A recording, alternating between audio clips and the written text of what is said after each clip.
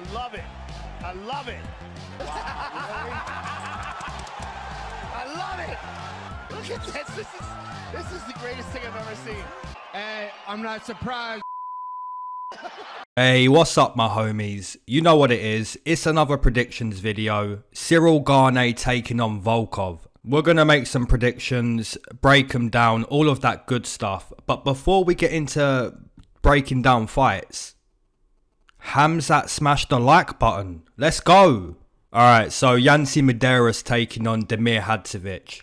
Now, we've already broke this fight down, so I'm not going to spend too long on it. What I sided with before was Yancy Medeiros having a cardio edge. Now, round one, I'm thinking Damir Hadzovic might be at his best. It's not exactly a safe fight to put money on. You know, if you're looking to make money on this matchup, you're playing with fire a little bit. Yancy isn't the best. His striking defense isn't great. But he's cut from the same cloth as a Diaz, right? His cardio is going to be better than yours. So Damir Hadzovic, he's either got to finish Yancy round one or show up to this fight with supreme cardio. It's a tough fight to predict, but I'm going to stay with my original prediction, and that's Yancy Medeiros. So if he can show his cardio edge outside of round one, look to have more output round two, round three, he could win a decision. It's a tough prediction to make, but I'm going to side with Yancy Medeiros. Alright, we've got Charles Rosa taking on Justin Jaynes. In my opinion, this one's another difficult one. It's a pick'em. If you're looking at who has the better grappling, that's Charles Rosa, right? This guy's a black belt in BJJ. His grappling is better than Justin Jaynes. The striking, maybe Charles Rosa's the better striker too, right? But the thing is, Justin Jaynes likes to fight more on the feet than Charles Rosa. When Charles Rosa isn't using his grappling, he basically likes to use his kicks, right? It's like a karate style on the feet. Now, sometimes this style is quite difficult to fight against, and other times it's like the opponent just closes the distance and you can't use those kicks. Justin Jaynes had an awesome debut. He came in, he starched Frank Camacho.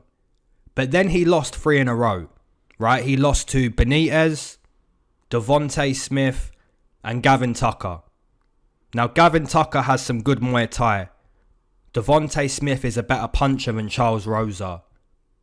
And the other one, who was the other one I just said? Benitez, right? Benitez is a better striker than Charles Rosa. So if Justin Jaynes is going to save his UFC career, it has to be now, right? And to do that, he's got to close the kicking distance and basically keep this fight standing.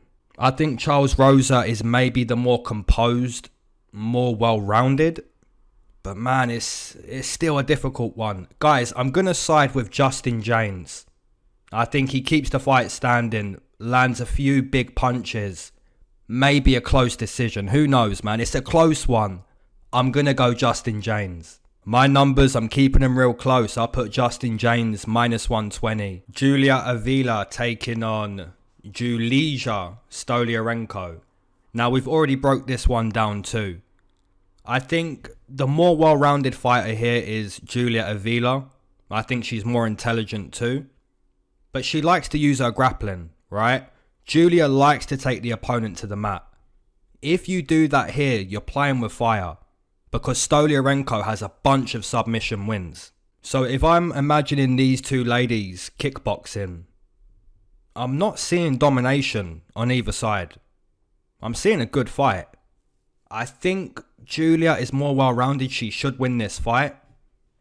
But man, I'm not super confident. I'm going to side with Julija still. That was my original prediction. But she's got to be careful of the armbar.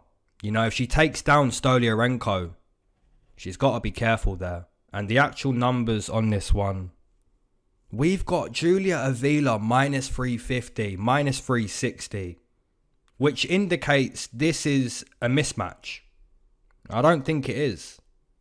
You know, Julija is a well-rounded fighter, but man, if she takes down Julija here, she's playing with fire. Alright, we've got Marcin Prachnio taking on IK Villanueva. Man, this is another one. If you're putting money on this matchup, You're playing with fire, and I'm going to tell you why. So let's start by saying we're inside the smaller octagon, okay? Marcin Prachnio, to win this matchup, he has to keep space. He has to keep it kicking distance. Marcin is more of a kicker than he is a puncher. And IK is way more of a puncher than he is a kicker. So both of these guys have completely opposite game plans.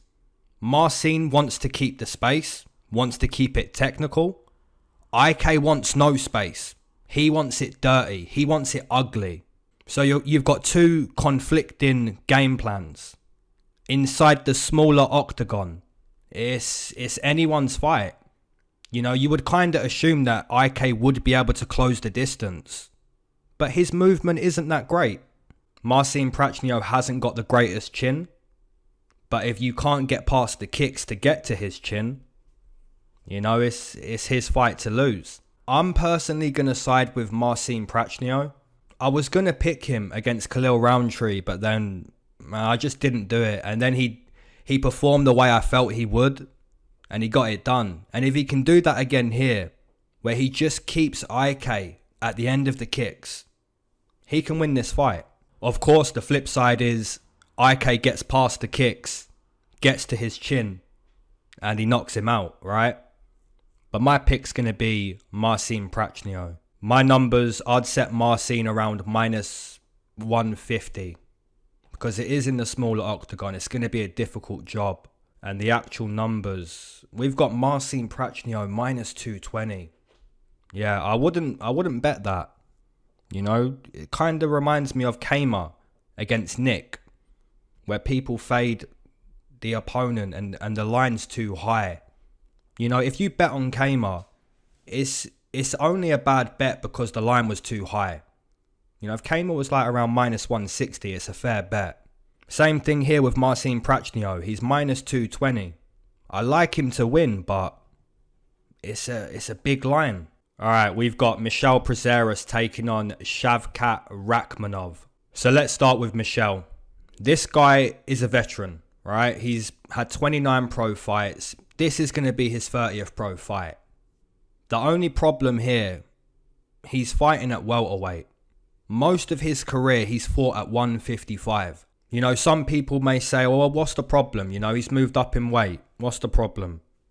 The guy is 5'5", right? He's got a massive height and a massive reach disadvantage in this weight class, especially this fight. So if he's got those disadvantages, to eliminate them, he has to do what he needs to do so his opponent isn't taking advantage of his reach and his height. And what he needs to do is something similar to what IK Villanueva needs to do. He needs to be explosive, close the distance, and land those overhands that Michel Prazeres likes to throw. And if he isn't closing distance with knockout punches, he needs to take Shavkat to the mat. Now, the flip side is Shavkat is way younger. He's quicker. He's more suited to welterweight. He had an awesome debut where he displayed his jiu-jitsu. This guy's pretty good. You know, he's a prospect in my opinion. I scout him quite highly. The only way I see Michel Prazeres winning this fight is literally the two ways that I explained. He closes the distance really explosively and knocks out Shavkat, or he's able to ground him on the mat every round. But I don't see any of that happening. I think Shavkat's way bigger, way longer, intelligent, quick, reads his opponent well. Yeah, he's a well-rounded prospect, and I'm going to side with him here to beat the veteran Michel Prazeres. My numbers, I'm putting Shavkat at least a minus 220, at least. And the actual numbers, we've got Shavkat minus 250. Yeah, it's hard to argue, man. I think if you're going to take Michel Prazeres, spark up a big blunt and pray. You know, the man's at a massive disadvantage. He's nearly 40 years old. It's going to be a tough one for Michel. Raoni Barcelos taking on Timur Valiev. Guys, this is a low-key decent matchup on the prelims. I think you could scout both of these guys and regard them quite high. But I'm regarding one guy a little bit higher than the other guy. I think Raoni Barcelos, if we're scouting him, we're putting him 5 stars. potential. If we're scouting Teema, I think we put him 4-star. But hey, enough with the scouting trippy stuff. Raoni Barcelos, this guy's a pretty nasty striker. His grappling, he doesn't grapple too often, but his grappling is right up there. His jiu-jitsu is really decent. The guy's tough as nails, his cardio's good, his output, his kicks, everything about Raoni Barcelos. I really like it. Now, team of Valiev, I don't want to downplay this guy too much, right? Because this guy is awesome too. 17 wins, 2 losses as a pro. In his debut, he could have won that fight. I'm sure most of us took him in that matchup. He was beating Trevin Jones up. I think that's the guy's name. Let me just check. Yeah, he was beating Trevin Jones up. Could have had the fight stopped, but yeah, Trevin, massive comeback, landed a big punch. And Teema went out, he went down. Ultimately, I think Teema will have to use his grappling in this fight because Raoni Barcelos, this guy's nasty. He's going to score with the striking. It's a really, really good matchup, but I'm going to side with Raoni Barcelos. I just think this guy's better. You know, that's all there is to it. My numbers, I'd put Raoni around minus 180. And the actual numbers, Raoni minus 220. So yeah, this is a good matchup, man. Normally we would have Raoni around minus 300, minus 400. But Teema's getting some respect. You know, he's plus 180, plus 170. But I'm still siding with the Brazilian. You know, Raoni's going to win this one. Alright guys, we've got Renato Moicano taking on Jai Herbert. This fight, in my opinion, is a mismatch. I think Moicano is better nearly everywhere this fight goes. He's a way better kicker, right? If you look at the kicks he delivered against Calvin Kattar, this guy really is a nasty kicker. If you look at the ground game, Moicano, he has that jiu-jitsu. You see the way he wrapped up Damir Hadzovic. You know, this guy can grapple. You look at the experience. Look at the guys Moicano has fought. Look at the guys Jai Herbert has fought. Now, credit to Jai Herbert. He did beat one of the guys from my gym. Credit to him for that. But yeah, I think this is a mismatch. The only area I see Jai Herbert winning is maybe his chin is better. Right? Maybe he's got a better chin than Renato Moicano. So for Jai Herbert to win this matchup, I think he's got to knock out Moicano. And I'm not sure he's going to do that because Moicano's going to blast him with kicks. He's going to take him down. I think if Moicano loses this matchup, he might be done in the UFC, man. Like, he really might. You know, you've gone from fighting Jose Aldo to losing to Jai Herbert. It can't happen. So I'm going to take Renato Moicano to show people this one is a mismatch. My numbers, like I said, mismatch. So I'm going to go minus 250 on Moicano. And the actual numbers, we've got him minus 250, minus 260. Yeah. Jai Herbert plus 200. He was looking good in his debut. I took him in that. You know, he was looking good, but then boom, out of nowhere. You know, then Dan Hardy gets up. Stop the fight. Stop the fight. And, you know, the ref should have stopped the fight sooner.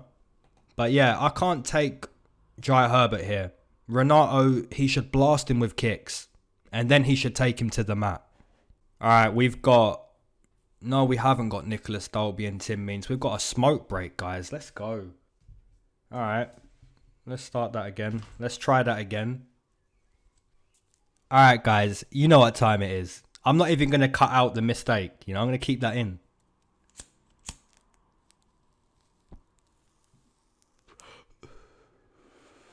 If you waited to smoke with me, amen. If you've been smoking this whole time, double amen. If you're not a smoker, but you enjoy the smoke breaks, triple amen. Let's go.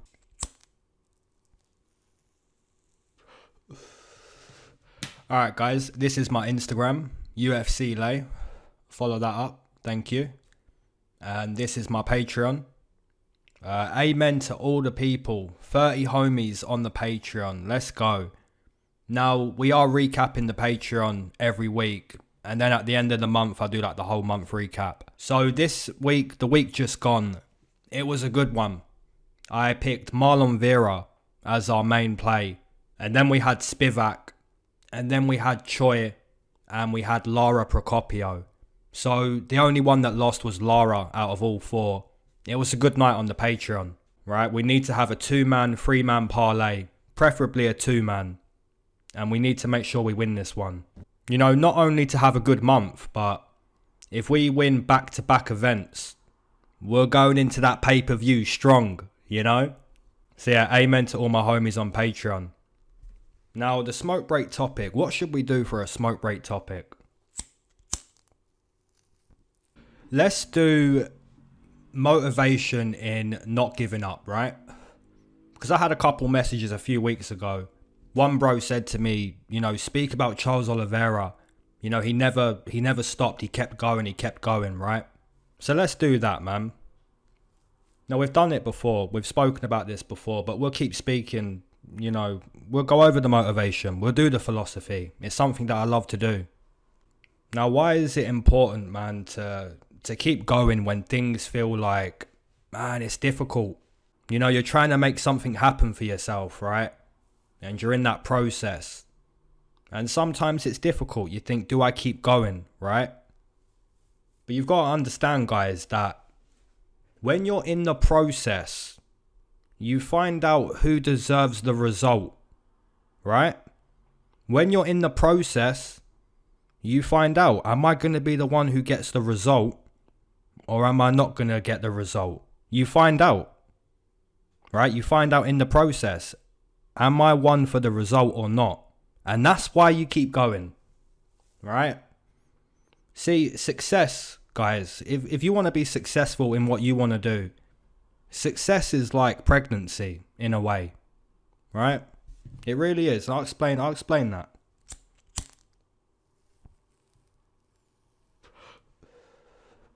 Success is like pregnancy, right? Everyone's going to say congratulations, but nobody knows how many times you got screwed, right? That's being in the process.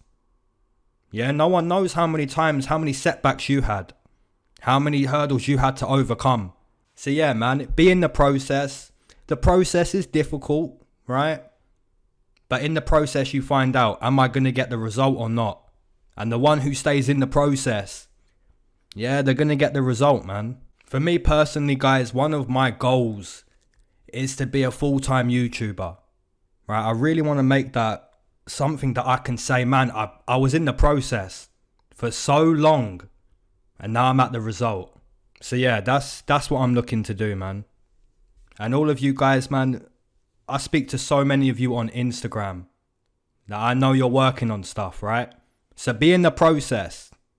Yeah, people ain't going to know how many times you got screwed, but yeah, be in the process.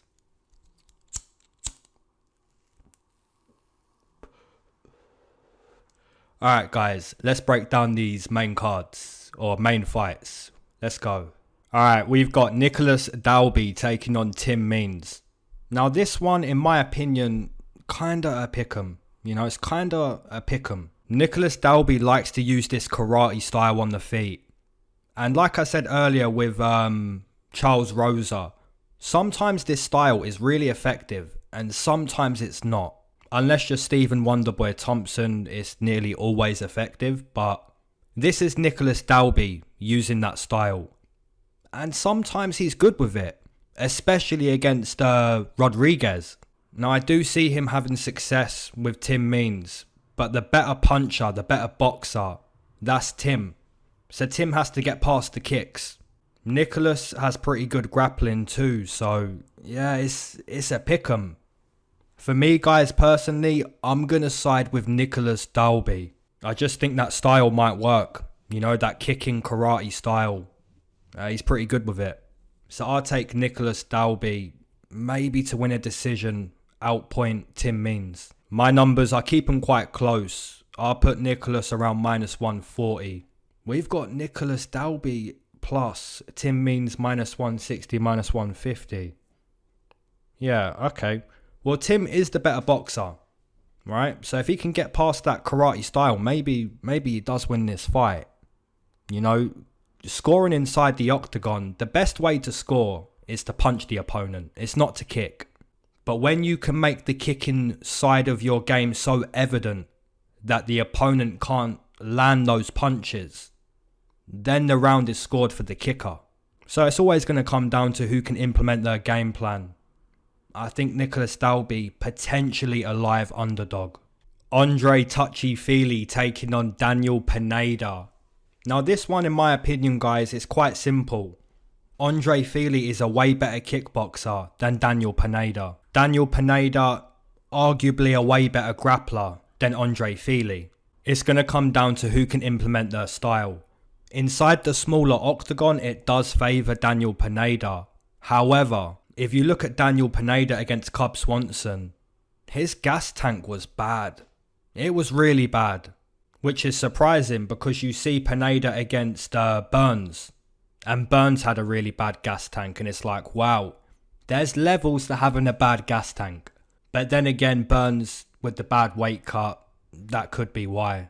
For me, I'm going to take Andre Fili. I think he can avoid the ground game. Even if he gets taken down in round 1, he's got round 2 and round 3 to make up for it. So I'm going to take Andre Fili to be the better kickboxer and basically win a decision.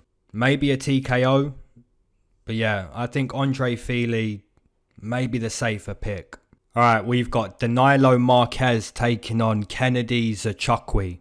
This one, man, it's another one. I'm not that confident on either side. I can make cases for both sides, and I can make cases, well, making cases for both sides is making cases against both sides as well. So yeah, Kennedy hasn't got good fight IQ, right? When you look at this man, you kind of think, wow, I don't want to be in the octagon with Kennedy. Look at this guy. This guy's going to knock me dead. That's what you think when you look at Kennedy. But then you watch him fight and it's like, man, he's not...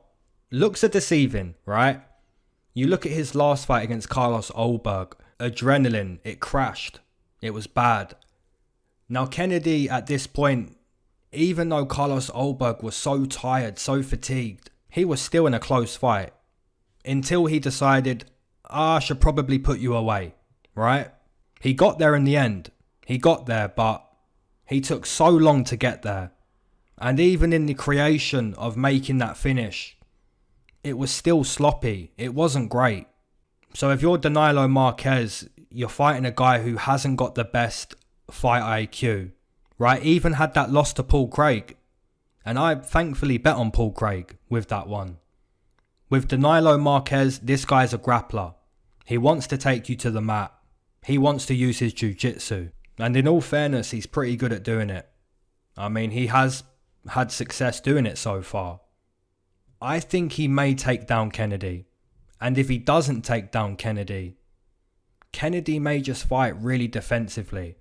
Right, he may just be like respecting Danilo so much that Danilo is able to get the clinch.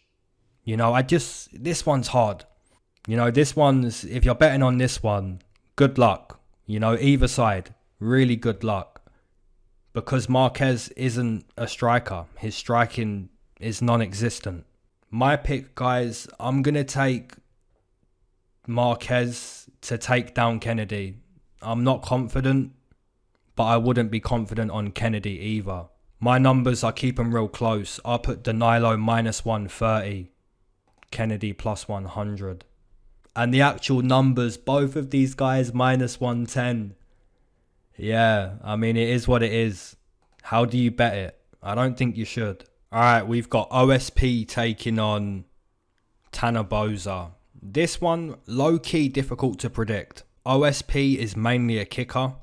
Tanner Boser is mainly a kicker. So you've got a karate guy taking on a veteran kicker in OSP.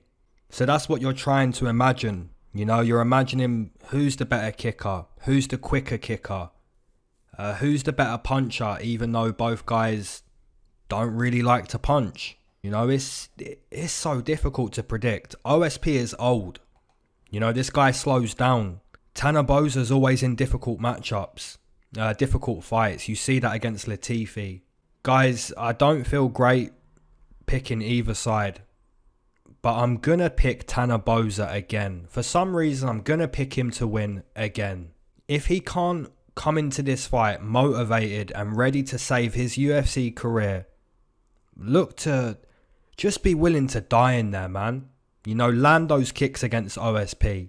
In round 2, when you're tired, you've got to go harder because OSP is going to be tired too. I think Tanner Boser saves his UFC career. I'm not super confident on it because OSP, he matches the style of Tanner and Tanner matches OSP's style. And when you've got two styles that are the same, it's really difficult. OSP obviously has the sneaky Von Flu, the OSP choke, but I don't see him getting Tanner to the mat. Now, if he does get him to the mat, watch out for that choke, right? I'm going to side with Tanner. I think he should, you know, just land more kicks. You know, outside of round 1, show OSP, I want this more. You know, that's what he has to do. My numbers, I'd put Tanner minus 150. And the actual numbers, Tanner Boser minus 140 up to minus 160. So yeah, people can see that Tanner should win. You know, it all depends which Tanner Boser shows up. Is it the guy that's always in a close fight? Or is it the guy who's going to bite down on the mouthpiece, be willing to die when the fight is close? You know, that's the difference sometimes. So I'm going to take Tanner. Alright homies, main event. If you haven't head kicked the like button, Hamzat smash, or used your own techniques, please go ahead and do that. So we've got Cyril Gane, or Gane, taking on Alexander Volkov. This is a really, really good heavyweight main event. So straight away, we're going to look at the styles of both of these guys. Let's start with Gane. Gane likes to move a lot, right? He arguably has some of the best heavyweight movement in the UFC. The way he can move between both stances, it's really high level. Now, he likes to play this cat and mouse game, right? I'm going to get you, you can't get me, it's kind of like sparring in a way. For those of you that train at an MMA gym, if you watch Cyril Gane, he kind of makes it look like it's sparring, but it's not. You know, it's sparring, but if you get Cyril Gane with a good punch or a good kick, it's like he returns it, but like teaches you in the sparring session, in the fight. You know, he likes to keep it technical. If I had to further explain what he likes to do, I would honestly go as far to say he's like the Israel Adesanya of heavyweight. You know, that's the game he's playing. He's way more of a kicker than he is a puncher, just like Adesanya. You know, he's going to school you with technique. Now, Alexander Volkov, completely different style to Cyril Gane. This guy does like to use teeps to the body. We've seen that. But his main weapon is the punching, right? He's looking to time you with his hands and allow that to be the difference. Now, Volkov, I wouldn't say he's like completely opposite to Gane. I wouldn't say he's completely opposite because I've noticed in watching tape, this guy kind of likes to play the game too. Like, he will stand in front of you and basically read you, and, you know, he's playing the game too. But if you play that game against Cyril Gane, I think you're always going to lose, right? Because Gane likes to play it with the kicks. Volkov likes to play it with the hands. I think if Volkov respects Gane, man, he's going to get outpointed. He's going to get his leg badly beaten up. If you're Alexander Volkov and you want to win this fight, you have to make it dirty. You have to literally walk down Cyril Gane and take him out of that sparring-like game that he wants to play. It's a really good main event. I think this is Gane's biggest competition yet. But I'm going to take Gane to win. I think his movement, his flow, his kicking ability, and also his ability to bring you into his fight, right? He brings you into that, and you have to play his game. Nobody has said to him, no, we're not going to do this. I'm going to knock you dead. Nobody has done that yet. And I don't think Volkov's going to do it either. So I'll take Cyril Gane most likely a decision. My numbers, I'd put Gane around minus... This is the biggest competition yet, so I'll say minus 170. And the actual numbers, we've got Gane minus 160. Yeah, I think the odds are spot on. I think Gane should be a favourite, but just under a minus 200. Alright guys, let me know who you're taking in the main event, co-main, underdogs, parlays, all of that good stuff. A massive shout out to my Patreons. Alright guys, see you soon. Peace.